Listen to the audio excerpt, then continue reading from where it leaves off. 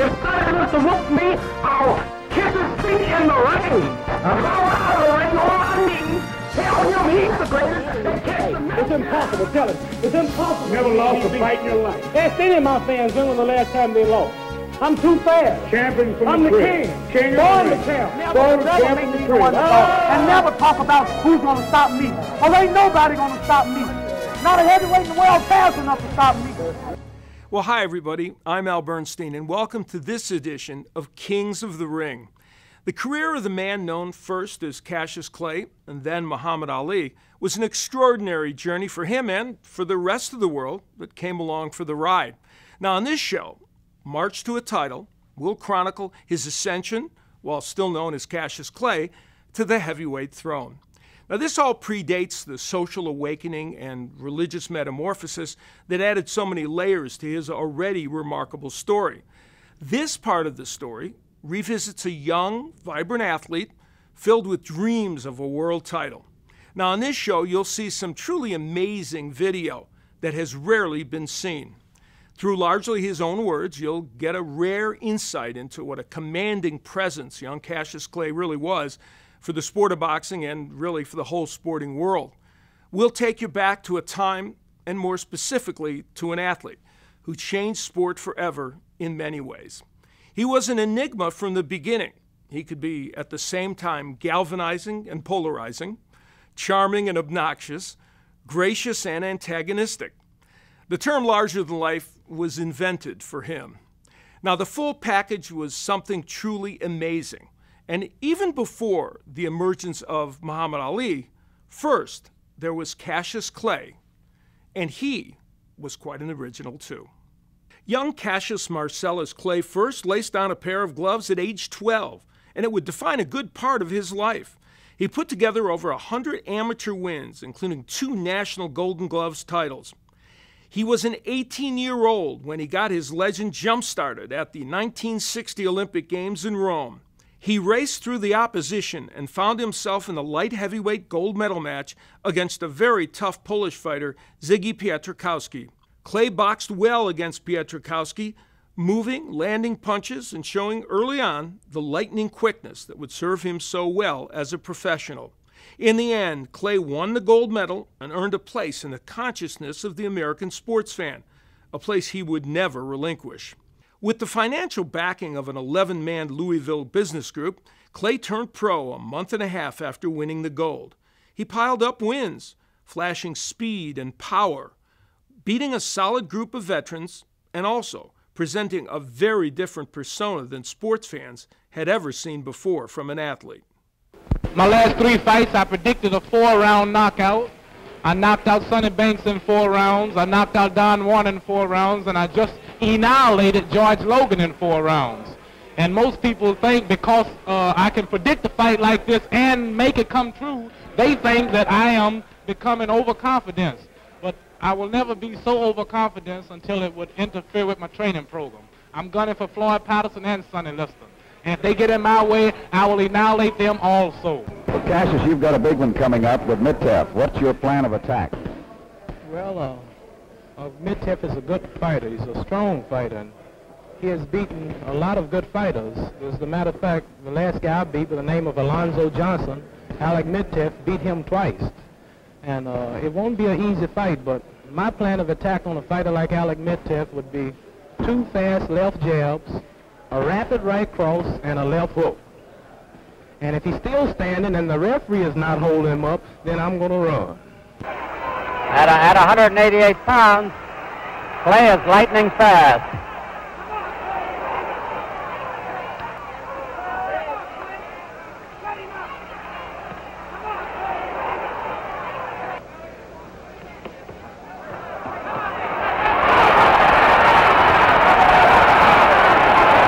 A real salvo by Clay.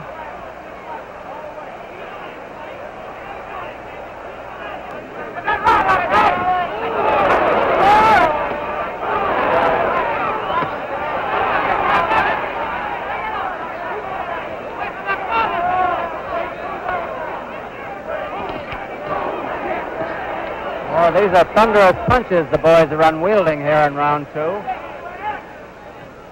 A A little bit more than a minute left in this round. Clay has been hurt a little bit.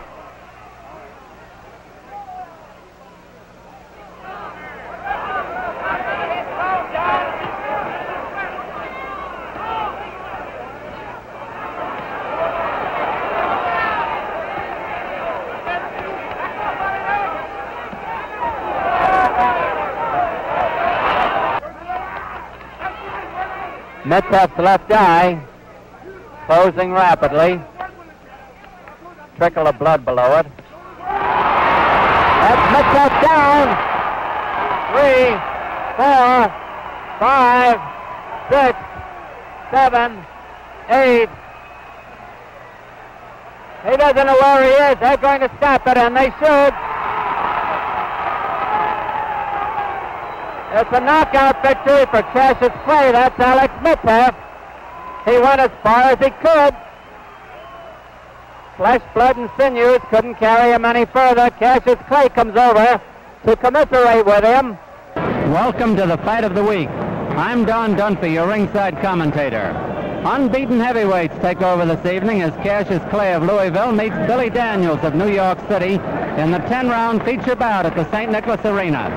The 20-year-old Clay is a former Olympic light heavy, National AAU light heavy, and Golden Gloves heavyweight champion. As a professional, Clay has won his 13 bouts, 10 by knockouts, the last 5 in a row. The ebullient Kentuckian has given the predictions on his bouts, and up to now has made them good. To quote a contemporary on the boxing beat, the 25-year-old Billy Daniels is even more undefeated than Clay, having won 16 in a row while scoring 7 knockouts. However, unlike Clay, this is Billy's first main event on national television.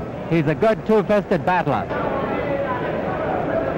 Now Clay has gone flat-footed to get more power in his punches.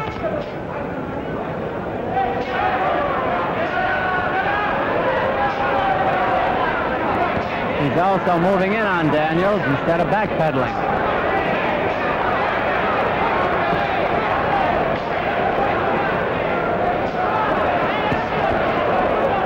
Cassius lives dangerously with those hands down low, but they are quick hands. Daniels, like Clay, is undefeated, has won 3 more bouts at 16.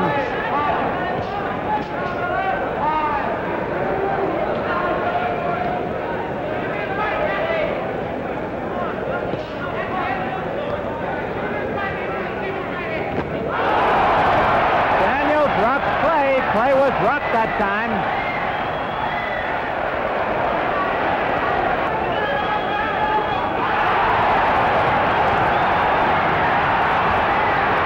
One minute to go in round 5.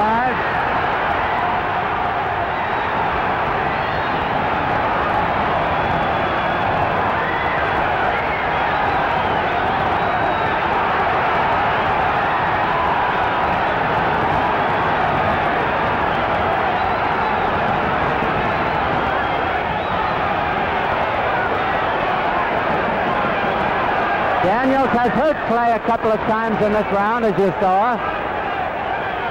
But Daniels is bleeding from around the left eye again. There's the bell ending round 5. And they've got a lot of work to do over in Daniels' corner. Freddie Brown working on the eye. The commission doctor has come up into the ring right now, however. Mark Kahn, the referee.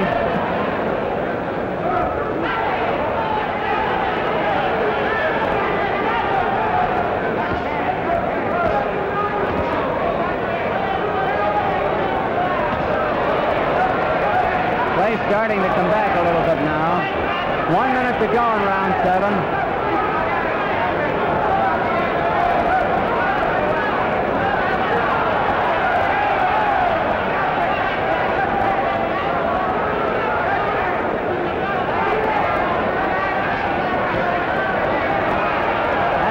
Mark Kahn is stopping it. Julie Isaacson is protesting furiously.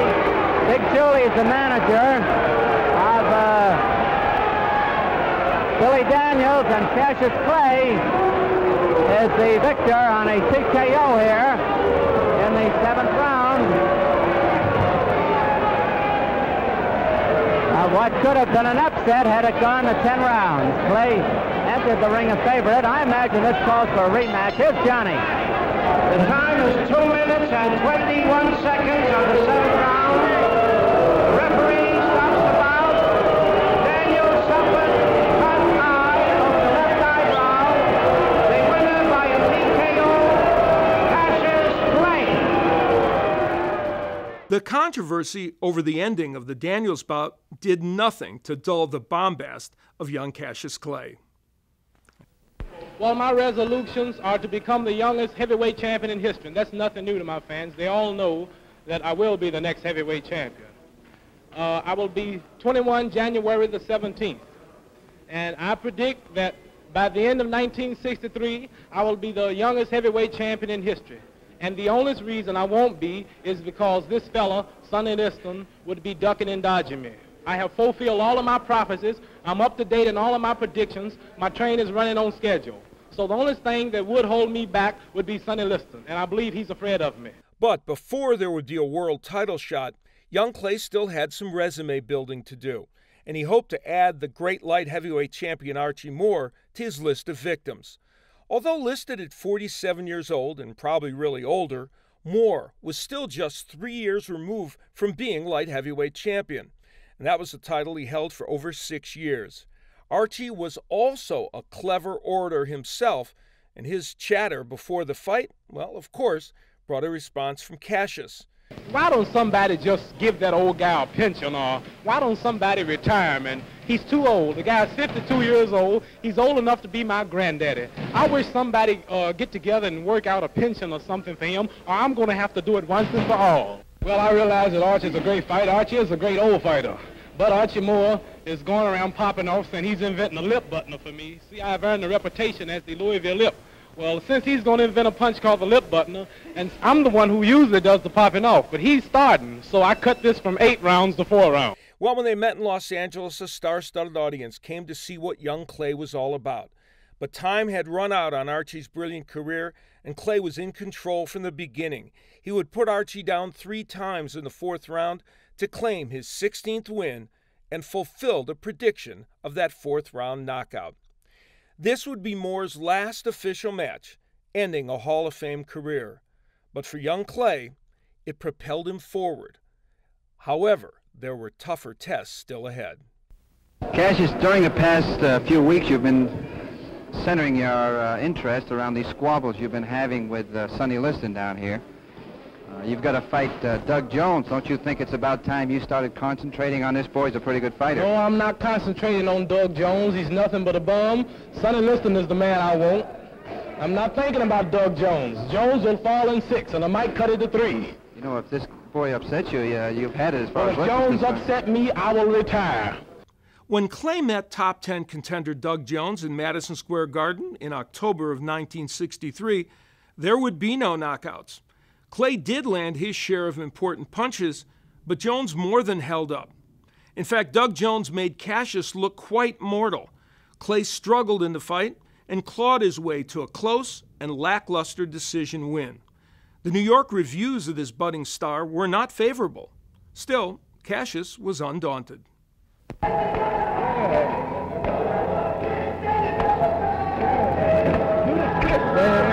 What's all that noise, Cassius? Hey, how you doing? We just taking it easy before the Henry Cooper annihilation. Listen, now you got a new Cadillac here and a record player in a Cadillac. You're living like the champion. You're not the champion yet. Well, I'm really the uncrowned champion. This big bear Sonny Liston heard he might fight me, so he went and broke his knee. Listen, Clay, I know for a long time you were going around town really popping off. I want Patterson. I want Patterson. Now Patterson offers you a fight, and you turn him down. You're going to fight some other guy. No, I don't fight for peanuts. I'm the prettiest thing in the ring today. I'm the prettiest sport. I have a bodyguard with me. Matter of fact, I have 2 bodyguards. My brother, Ronald King, who's known for being one of the biggest players in the country. We don't fight for nothing. Floyd Patterson needs me. I don't need him. Why aren't you going to fight him? He don't want to give me 30% of the gate. And if I can't have my cut, then I won't fight. Patterson's a dead man. I'm the greatest. They all need me. I know you don't want to talk about Jones, but a lot of people are disappointed with your performance against Jones.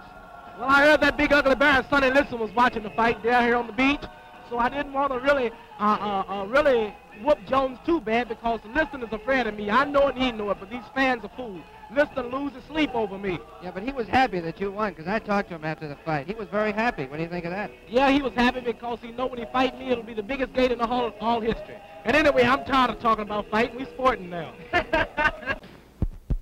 Now listen, Cassius, you got to fight this boy Cooper. You've been playing around for a long time, sporting it, as you say. Yes, I'm not training too hard for this bum. Henry Cooper's nothing to me. If this bum go over 5 rounds, I won't return to the United States for 30 days. When we return on Kings of the Ring, Cassius Clay travels abroad to England, where Henry Cooper has a surprise waiting for him.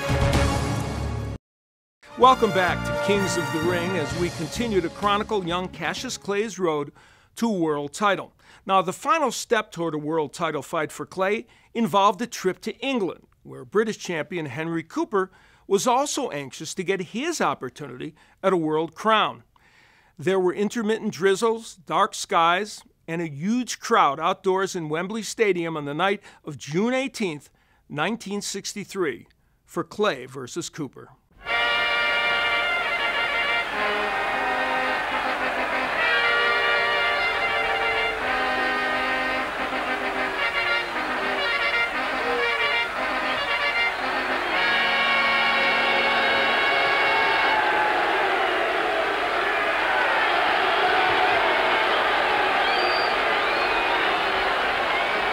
Cassius Clay, the gimmick man to the last, comes into the ring with this monster crown on his head and all the way down to the ringside through the rows of people with umbrellas. So people were throwing things and trying to knock the crown off his head.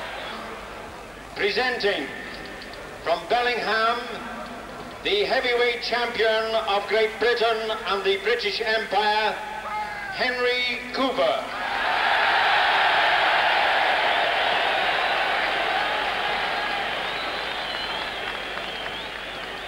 From Louisville, Kentucky, Cassius Marcellus Clay.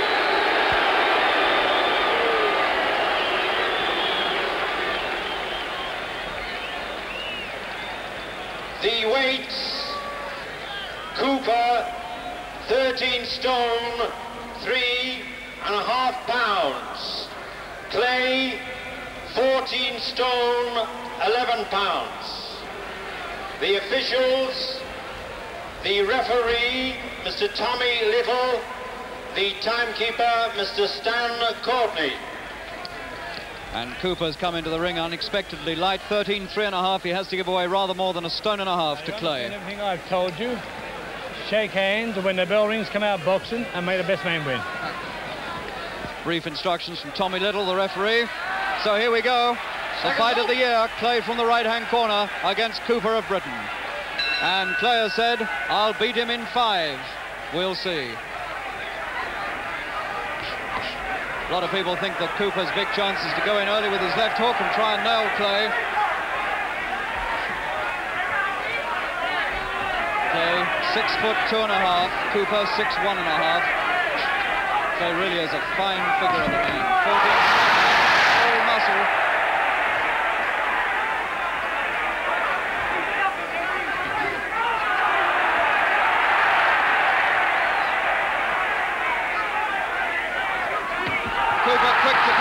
Hook, and he's going in and he's hurt Clay. Clay's hanging on and he's blinking and frowning. In the first 30 seconds, the left hook of Cooper scores quickly.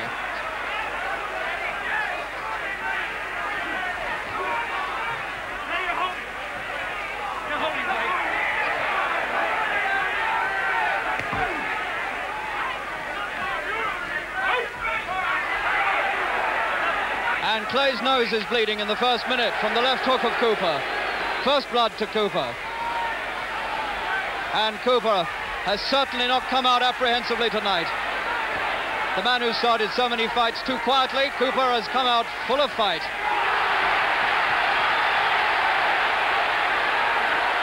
And now Clay is arguing with the referee that Cooper's trying to hold him and he's getting angry.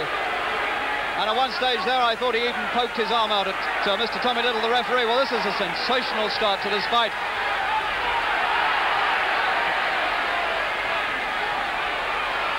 Clay has gone fighting mad.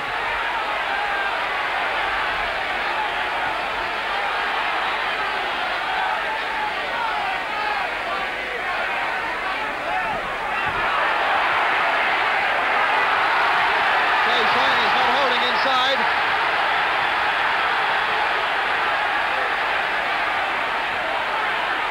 There's blood on Cooper's left shoulder, and that comes from Clay's nose.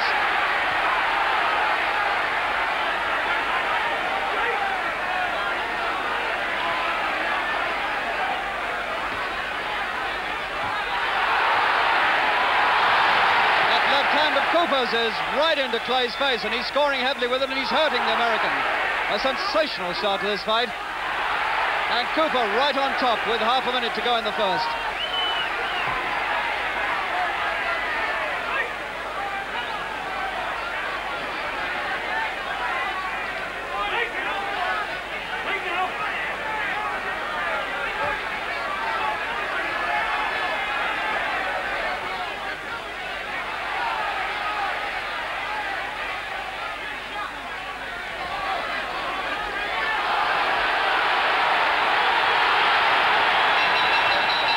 There's the bell to end the first. Cassius Marcellus, the 1960 Olympic light heavyweight champion, the man who's been promised a fight with the winner of Liston and Patterson if he comes through this tonight. The handsome Cassius Clay coming out for round 3 after the shock of his life in the first round.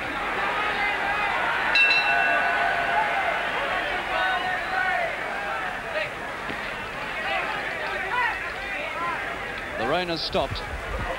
The excitement has really started among the crowd here who've seen Cooper take the fight to Clay. And these 40 or 50,000 people in Wembley are all on Henry Cooper's side.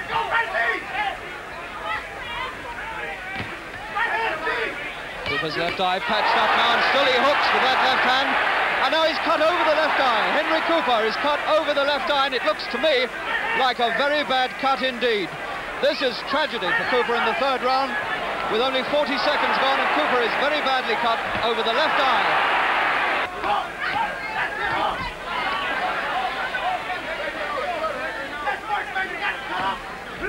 That's a good look.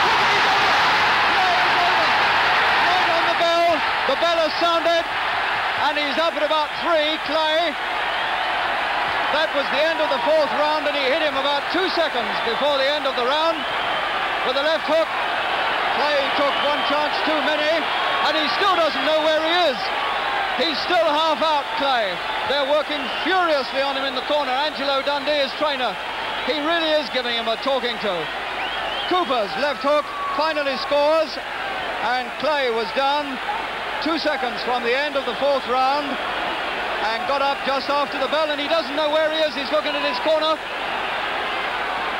And something extraordinary has happened, because referee Tommy Little has gone over to the timekeeper to ask something. Tommy Little has gone to Clay's corner now to talk to them. And I think Clay has got a torn glove. Well, no, it seems to be all right. And out we come for round 5. And now round 5 is the round in which Clay said he would beat Cooper, but now this crowd at Wembley are beginning to bay for a Cooper win.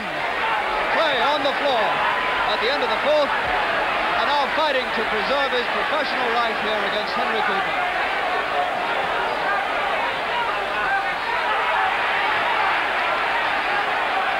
Oh, and now Cooper's left eye is really in a shocking state. It really is now. Cooper's left eye is pouring blood. Gum shoots flying out. Henry is dripping blood. And I think Tommy Little will have to stop this, because Cooper's eye is really in an absolutely appalling state. It is the worst cut eye I've seen for a very, very long time indeed. I do not see how he can let this go much further. It's round 5.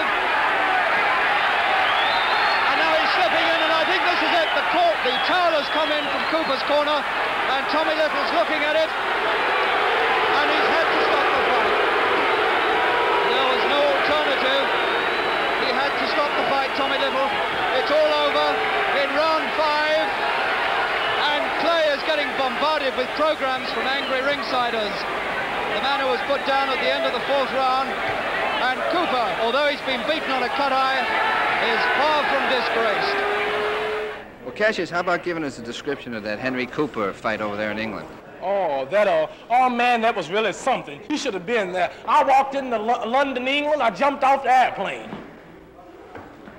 Picture, cameramen, everywhere I go, you can look in the gym today, the TV, the cameramen, everybody follows me, I'm so great. And 55,000 people came that night. You should have seen the people. 1 layer, 2 layers, 10,000 on each layer, 15, 20 on some. 4 layers on the 5th layer. People were looking down on the ring.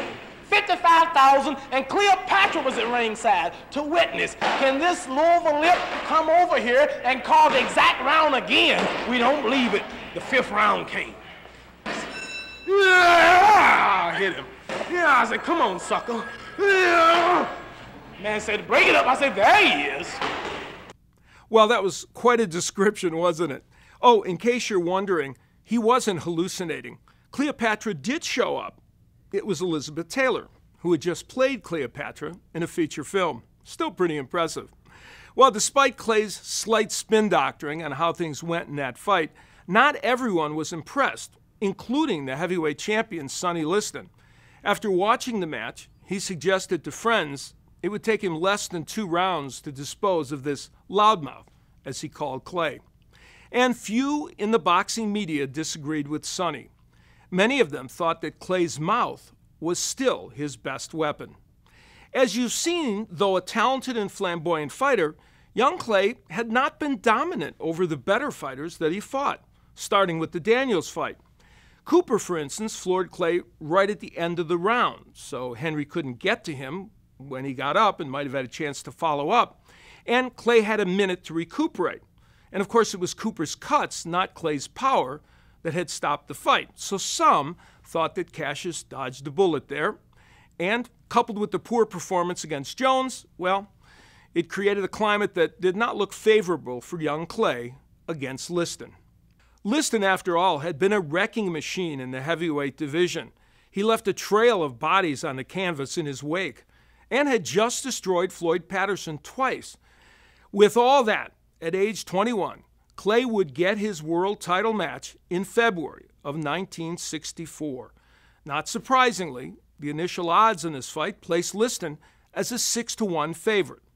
At the signing of this fight, it was quite obvious that the build-up to this match would be unlike anything boxing had ever seen before.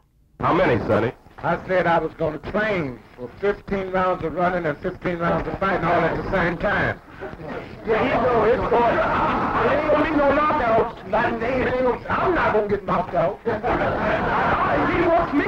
You tell this to your camera, your TV man, your radio man, and you right there in the whole world. If Sonny Liston whoops me, I'll kiss his feet in the ring. I'll go out of the ring on my knees. Tell him he's the greatest that catch the next shit out of the country. So happy. Let's get it on. Want to go now? I want you now. The crowd ain't big enough yet. Clark Hollis was so scared he couldn't even walk. Man, I ain't scared. I come to your house at 2 o'clock in the morning looking for you. I ain't scared of nobody. This is going to be a hard. It's going to take a good man to whoop me. You can look at me. I'm I don't get hit. I don't get hit. I'm so pretty. Should by any chance you lose this fight, what would you do? If I lose, should I lose? If by any chance. If Sonny Liston even dreamed he beat me, he'd apologize.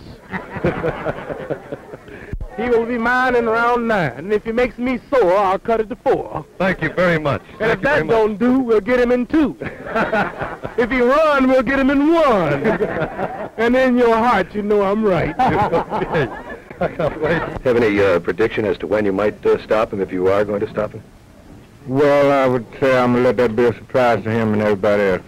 Cassius, can I ask you how you're feeling now at this point of your training? I'm feeling great. I'm ready to go to war right now. Well, when you say you're ready to go to war right now... If I see that boy on the street, I'll beat him before the fight. You'd actually take him on before the fight? Beat him like I'm his daddy. I saw Sonny Liston a few days ago, Cassius. Ain't he ugly? He's too ugly to be the world's champ. The world's champ should be pretty like me.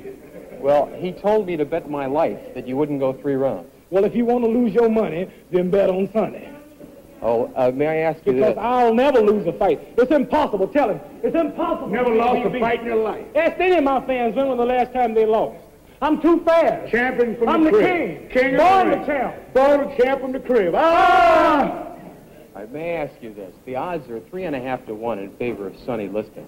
Could you tell me what your reaction to those odds Well, I don't are? know nothing about the odds. I don't know nothing about the gamblers or the bettors or the gangsters or nothing. All I'm going to do is put that bear on the floor, and after the fight, I'm going to build me a pretty home, and you may use him for a bearskin rug. Well, people think I'm joking. I'm not joking. I'm serious. I've had 200 amateur fights, won all of them. 22 professional fights, won them all, knocked out 15, and told the clown what round he was going down. Well, could you do this for me? Could you tell me, does Sonny Liston's ability to compare to anybody you've fought? Well, I make this prediction. This will be the biggest upset in all fighting history, and this will be the easiest fight of my life. The bum is too slow. He can't keep up with me. I'm too fast.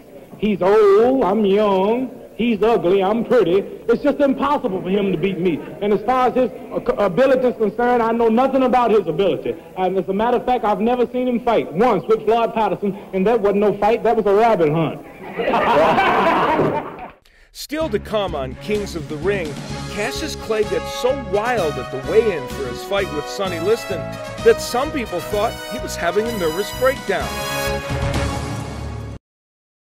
Welcome back to Kings of the Ring. Well, as Cassius Clay's 1964 world title fight with Sonny Liston drew closer, the 22-year-old's oratory grew more and more creative. For those of you out there who won't be able to see the 8th round of the Clay-Liston fight, here is the 8th round exactly as it will happen. If they be waiting around for the 8th round, I'll be home and in bed. Clay comes out to meet Liston, and Liston starts to retreat. If Liston goes back an inch farther, he'll end up in a ringside seat. Clay swings with the left. Clay swings with the right. Look at young Cassius carry the fight. Liston keeps backing, but there's not enough room. It's a matter of time. There, Clay lowers the boom. Now Clay lands with a right. What a beautiful swing. And the punch raises the bear clear out of the ring. Liston is still rising, and the ref wears a frown, for he can't start counting till Sonny comes down. Now Liston disappears from view. The crowd is getting frantic, but our radar stations have picked him up. He's somewhere over the Atlantic. Who would have thought when they came to the fight that they'd witness the launching of a human satellite? Yes, the crowd did not dream when they laid down their money that they would see a total eclipse of the sun. I am the greatest. It's unlikely Liston was worried about being launched into space, but he was bothered by a nagging shoulder injury that was affecting his training, and he sought a short delay in holding the fight. But even though he was the champion, he didn't get his way. Listed at age 31, Sonny was likely older, and nagging injuries were starting to mount up. Also, Ali would say later he believed he conned Liston into believing he was all mouth, and Sonny didn't train for more than 2 rounds because he thought the fight would never go beyond that. The match would go on as scheduled, shoulder problems or not. Back in 1964, weigh-ins were fairly uneventful, so when Clay went berserk and turned the weigh-in into a chaotic affair, many thought he was acting in fear as the moment of the fight approached. And back then, weigh-ins were held on the day of the fight. His behavior on fight day was over the top, even by his standards.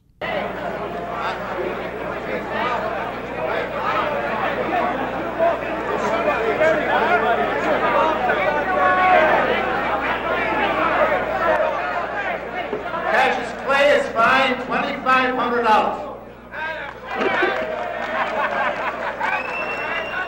To many, it looked like the last act of a desperate man as fight time approached. But as we would all know later, he was totally in control. And unbeknownst to the rest of the world, he was ready to go to another level as a fighter. Liston, meanwhile, still supremely confident, indicated in what round he thought the fight would end. As usual, these two men were a study in contrasts. After all the hype and build-up, they would finally step into the ring together on February 25, 1964, in the Miami Convention Center. Liston had hurt many fighters with his thunderous jab, but it was Clay who controlled the fight with his jab almost from the beginning. He peppered Sonny from the outside, circling throughout the fight, and Liston just couldn't cut the ring off.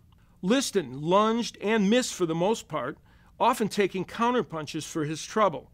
And even in the now infamous 5th round, when Clay had some kind of foreign substance in his eye and could barely see, he still managed to avoid Liston's rushes. In the 6th round, Clay reestablished his control and worsened the swelling around Liston's right eye.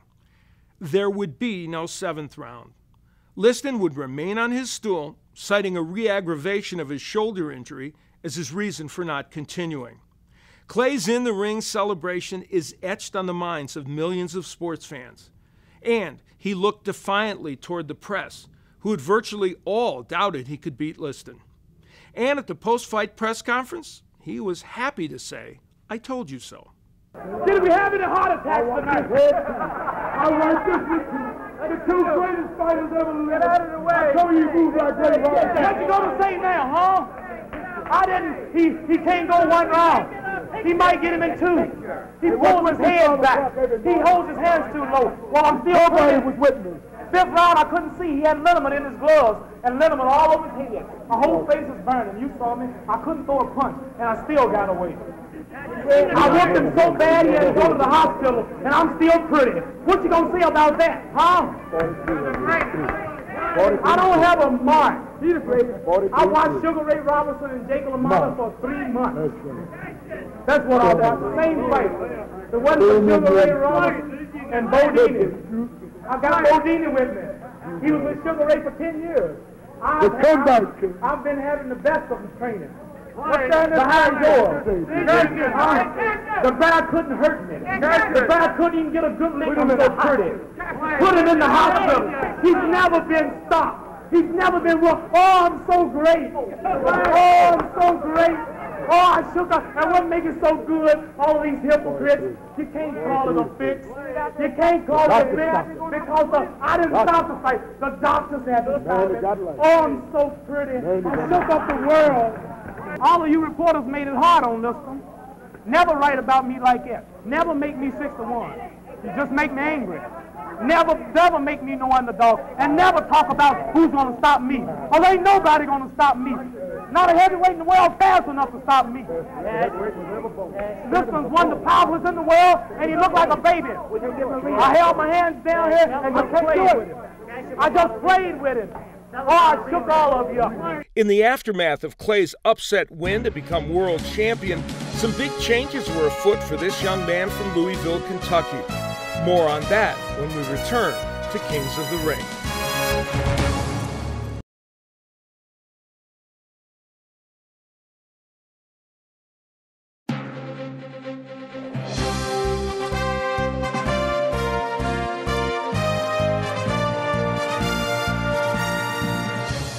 And so, at age 22, Cassius Clay was the heavyweight champion of the world.